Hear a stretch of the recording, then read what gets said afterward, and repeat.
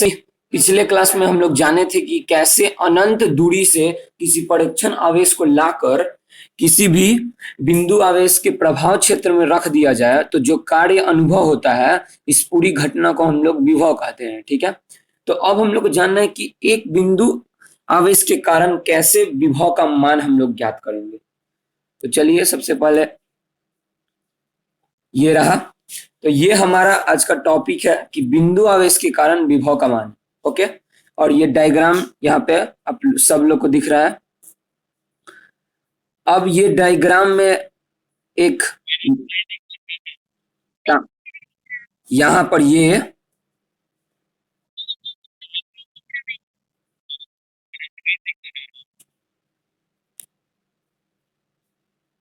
Photo नहीं दिख रहा है।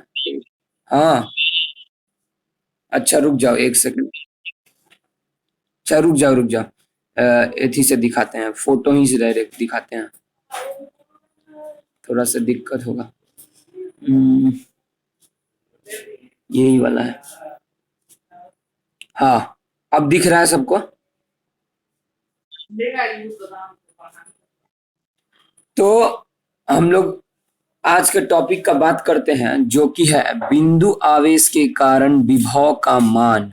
ठीक है, बिंदु आवेश के कारण विभव का मान, तो यही हम लोग को आज पढ़ना है।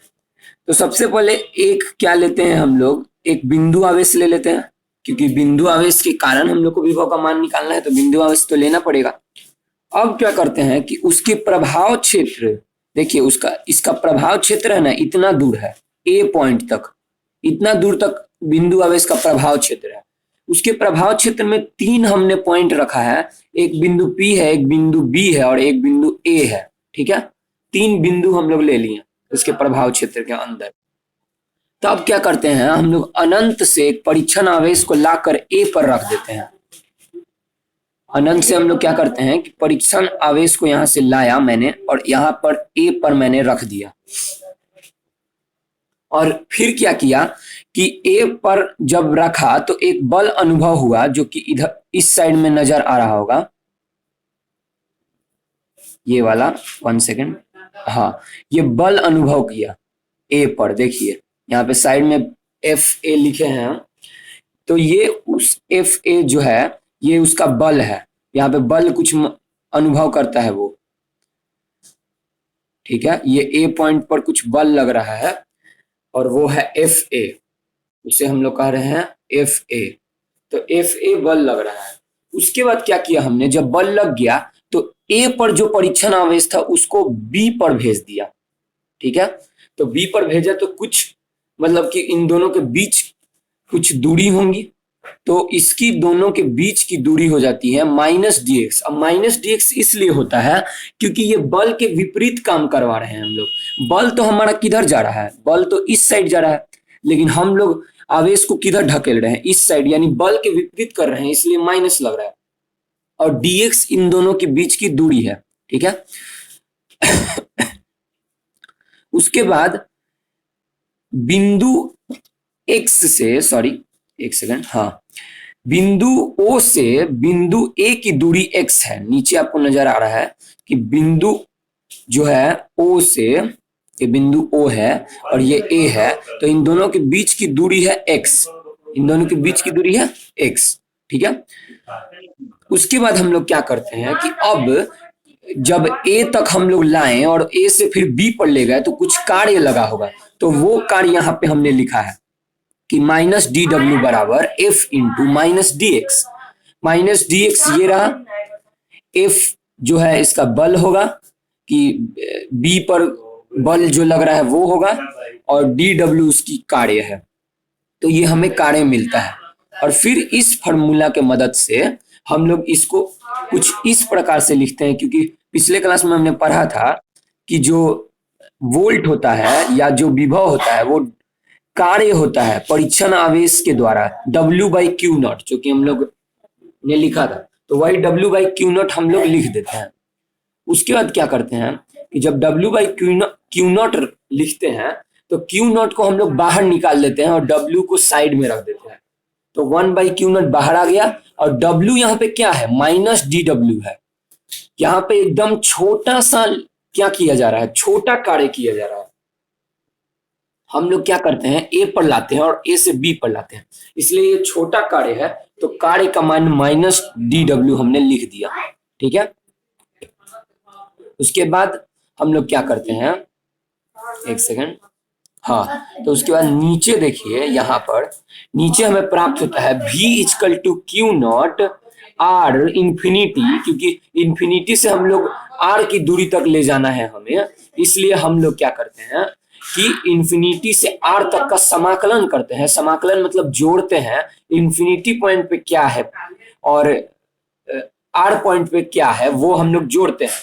तो माइनस यहां से आपको आ गया है, यहां से बल यहाँ पे दिया हुआ है कि minus F into D x, वही हमने यहाँ पे पुट कर दिया, वो हमने पुट कर दिया। ठीक है, और उसके बाद हम लोग क्या करते हैं कि इसको इन्फिनिटी से आर तक लाना है, क्योंकि हमें निकालना है बिंदु आवेश के द्वारा जो विभव होगा। तो विभव हमने पी पॉइंट पर निकाला था पिछले मतलब कि पिछले क्लास में हमने देखा था कि पी पॉइंट पर विभव निकला है, तो इस बार भी पी पॉइंट पे ही निकालेंगे हम लोग विभव। तो उसके लिए हम लोग कुछ कार्य किए हैं, तो वही कार्य यहाँ पर हमने लिखा है कि वोल्ट बराबर 1/q0 infinity to r minus f dot d x. Okay, अब इसके बाद हाँ समाकलन कर रहे हैं, क्योंकि हम लोग डायरेक्ट नहीं ला सकते एफ तक, इसलिए पहले ए पर गए, फिर बी पर जाएंगे, फिर पी पर जाएंगे। तो इन तीनों को जोड़ेंगे तब ना लास्ट में एक डायरेक्ट मिलेगा हमें कि हाँ इंफिनिटी से पी पॉइंट तक ये है। तो इन तीनों को जोड़ेंगे, तो वही हम लोग कर रहे हैं। अब इसके आगे क्या होगा, अब हमने ए से तो बी तक ला दिया, अब देखेंगे कि बी से पी पर कैसे जाएगा। तो उसके लिए इमेज हम शेयर कर रहे हैं। तो ये रहा हमारा कि बी पर पी के तरफ कैसे जाएगा। देखिए ये वही डायग्राम है, हमने वापस से ड्रॉ किया है, और यहां पर हम लोग क्या दिखा रहे हैं कि पहले ए पर आया, पहले हमारा ए पर आया, फिर बी पर गया, अब बी से पी पर जाएगा। तो बी से पी पर जाते वक्त क्या क्या हो रही है घटनाएं, वो हमें समझनी है। तो सब कुछ वैसा ही है, बस अब हम लोग क्या करते हैं कि इसकी बी से जो है पी की दूरी हम लोग निकालते हैं। तो हमें पता चलता है कि बी से पी की दूरी है डी आर, डी आर है, हम लोग डी आर उसे मान लिए हैं। ठीक है, तो अब हम लोग जो हमें पिछले अभी थोड़ा देर पहले ये जो फार्मूला मिला था, वो फार्मूला हमने यहाँ पे रख दिया कि v बराबर क्यू नॉट समाकलन infinity to r minus f dot d x. अब इस पे क्या करते हैं कि डी एक्स जो है यहाँ नहीं है, क्योंकि डी एक्स तो किसकी दूरी थी, वो तो डी एक्स हमारी दूरी थी ए से बी की ओर डी एक्स की दूरी थी। तो अब तो हम लोग बी से पी की ओर जा रहे हैं, तो कुछ नया दूरी मिलेगा हमें। तो नया दूरी मिलता है डी आर, जो कि डी आर हम लोग यहाँ पे लिख देते हैं। ठीक है, दूरी के उसके जगह पर डी एक्स के जगह पे हम लोग डी आर लिख देते हैं। तो ये उसकी दूरी है, बी से लेके पी तक की दूरी है। तो और हम लोग जानते हैं कि जब दो आवेश के बीच बल लगता है वो ये लगता है, हमने पढ़ा था वैद्युत आवेश में कि F बराबर 1/4πε0 dot Q by Q naught R square. अब एक हम लोग देख रहे हैं कि एक आवेश Q है और एक आवेश क्या है, Q नॉट है, इसलिए हमने ये दोनों लिख दिया कि Q इंटू क्यू नॉट, और R दूरी है, उन दोनों के बीच की दूरी जो इतनी बड़ी दूरी दिख रही है यहां से लेके यहां तक की दूरी, वही है आर स्क्वायर। ठीक है, अब इसके बाद हम लोग क्या लेंगे, तो वो पहले देखिए इसके बाद कैसे होगा। तो ये रहा इसके बाद की, जो हमें अभी थोड़ा देर पहले मिला कि v बराबर q naught infinity to r, और डी एक्स के जगह पे हमने लिख दिया क्या, डी आर, और माइनस एफ का है।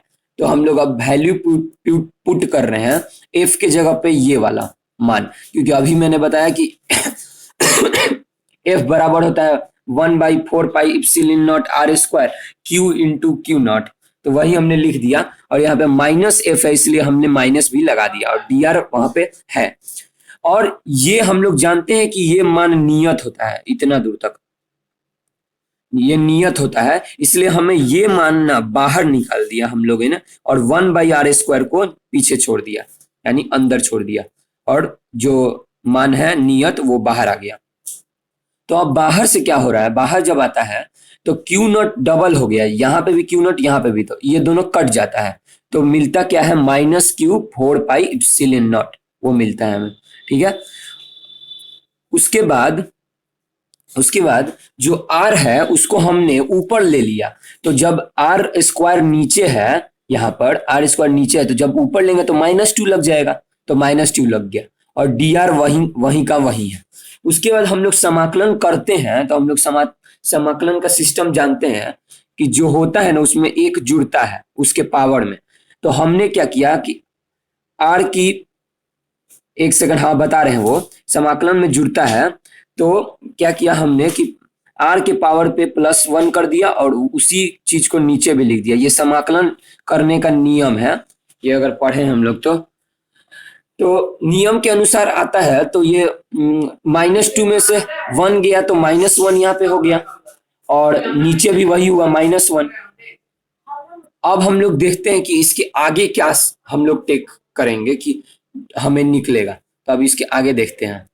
तो ये है वो, जैसा कि मैंने बोला कि r में से, r के पावर में जब हम लोग लिए थे तो r-1 मिला था, तो यहाँ पे हमने लिख दिया है r-1 1, और नीचे हो गया -1। तो अब इन्फिनिटी टू r है ये, तो इन्फिनिटी टू r हमने लिख दिया, इन्फिनिटी टू r, समाकलन कर रहे हैं। अब देखिए यहाँ पे साइड में देखिएगा कि हम लोग जानते हैं कि जब किसी भी डिवाइड में नीचे -1 रहे तो वो ऊपर आ जाता है, और ऊपर आकर -2 बना देता है, मतलब जो भी वहां पे संख्या हो उसमें माइनस लग जाता है। तो उसी प्रकार ये जो -1 था, यहाँ पर जो हमारे -1 था, ये, एक सेकंड, ये जो -1 था इसे हमने ऊपर लाके इसके साथ रख दिया बाहर, क्योंकि ये नियत मान है, तो इसको बाहर रख दिया, तो माइनस माइनस प्लस हो गया। तो नेक्स्ट स्टेप में हमें मिला कि +Q 4 पाई एप्सिलॉन नॉट, और ये क्या है कि इन्फिनिटी से हम लोग r तक ले रहे हैं, इसलिए r के पॉइंट से हम लोग क्या किए, माइनस कर दिए इन्फिनिटी को, r के पॉइंट से इन्फिनिटी तो को माइनस कर दिए। तो इन्फिनिटी हम लोग जानते हैं कि बहुत छोटा होता है, जिसका मान 0 होता है, इसलिए इन्फिनिटी हट जाता है और -r बच जाता है। ठीक है, -r नहीं, सॉरी, 1/r बच जाता है हमें। तो हमें ये प्राप्त होता है लास्ट में कि +Q 4 पाई एप्सिलॉन नॉट और ब्रैकेट में 1/r। अब 1/r को हम लोग बाहर निकाल देते हैं, तो बाहर जब निकालेंगे तो वो कुछ इस तरह शो होगा कि Q/4 पाई एप्सिलॉन नॉट और इंटू r। अब इसको 1/4 पाई जो नियत मान है उसको अलग अलग कर देते हैं, तो जब हम लोग अलग किए तो ये अलग हो गया और ये दोनों अलग हो गया। तो यही हमें बिंदु आवेश पर जब हम लोग निकालेंगे विभव, तो विभव का मान यही मिलेगा। और इसकी भी एक ऐसा ही मात्रक होगी, जैसे उसकी थी जूल पर कूलम, तो इसका है न्यूटन मीटर पर कूलम, इसका होता है न्यूटन मीटर पर कूलम। लेकिन एक बात बता दें कि दोनों का जो बीमा होता है वो सेम ही होता है, क्योंकि अगर आप न्यूटन मीटर पर कूलम भी कीजिएगा तो mL²T-3A-1 ही आएगा, और अगर आप जूल पर कूलम भी कीजिएगा तो भी वही आएगा, क्योंकि न्यूटन मीटर को हम लोग जूल भी कहते हैं। यहाँ पे लिख देते हैं कि newton metre equal to joule, newton metre को ही हम लोग जूल कहते हैं। तो मात्रक और बीमा में कभी फर्क नहीं पड़ेगा। अगर विभव का कहीं कोई भी स्थान पे आप विभव निकालिए, मात्रक और बीमा वही होगा, बस अंतर थोड़ा बहुत होगा, लेकिन मात्रक भी वही आएगा और हमारा बीमा भी वही आएगा। तो अब किसी को डाउट है तो बता सकता है।